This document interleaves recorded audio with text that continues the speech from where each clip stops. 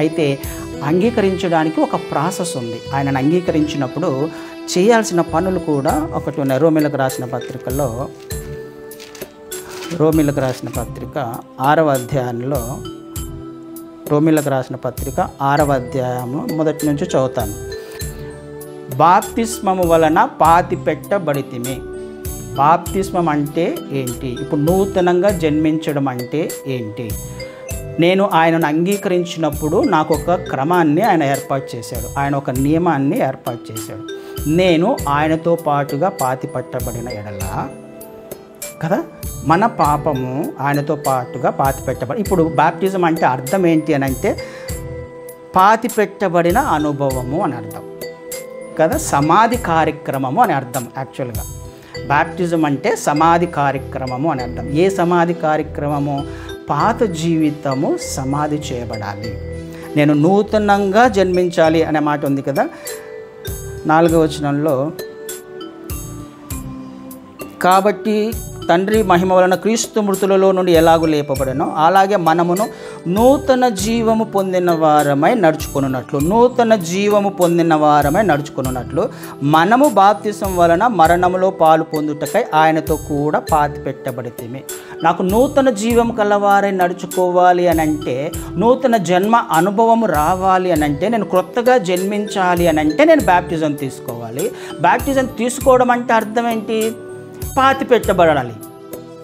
పాతి పెట్టబడిన అనుభవంలోకి వెళ్ళాలి. ఏంటి పాతి పెట్టబడాలి? నా పాత స్వభావము, ప్రాచీన స్వభావము, పాత జీవితము కదా. ఇక్కడ అదే మాట ఇంకొక చూస్తాను. పాపము విషయమై 2వ వచనంలో, పాపము విషయమై చనిపోయిన మనము ఇక మీదట ఎలాగూ దానిలో జీవించుదుము.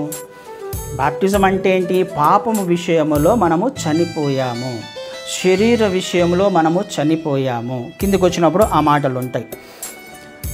6వ వచనం నుంచి చదివితే, ఏమనగా మనం ఇకను పాపమునకు దాసులము కాకుండాటకు పాప శరీరము నిరర్ధకమగునట్లు మన ప్రాచీన స్వభావము ఆయనతో కూడా సిలువ వేయబడినని ఎరుగుదుము.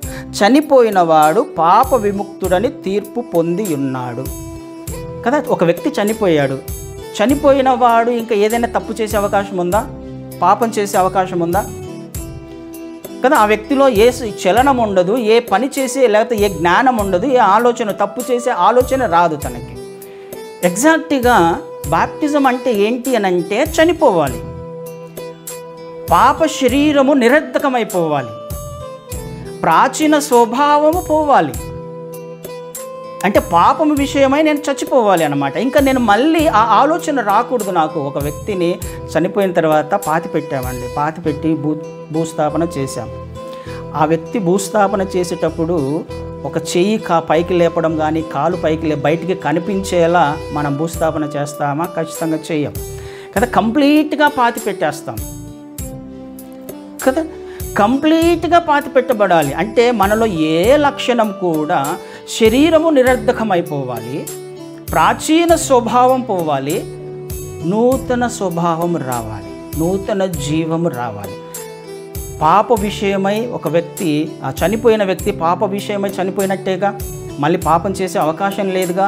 ఇది జరగాలి. కొత్తగా జన్మించడం అంటే నేను బాప్టిజం తీసుకుంటున్నాను అని అంటే నా పాత ఆలోచనలు, పాత క్రియలు, తలంపులు, మాట తీరు, ప్రవర్తన కంప్లీట్గా భూస్థాపన చేయబడాలి. బాప్టిజం తీసుకుంటున్నానంటే నేను నీళ్ళల్లో మునుగుతున్నానంటే నా పాత జీవితాన్ని నేను సమాధి చేస్తున్నాను అని అర్థం. నూతన జీవము పొందుకున్న వారమై మనము తిరిగి లేస్తున్నాము అని అర్థం.